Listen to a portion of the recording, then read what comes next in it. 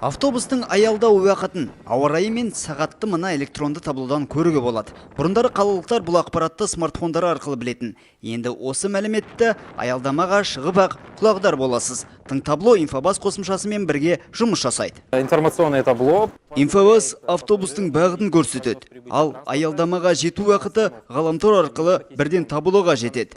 Сондай-ақ тұрғындар жарнамамен таныса алады. Өте қолайлы, заманауи табло.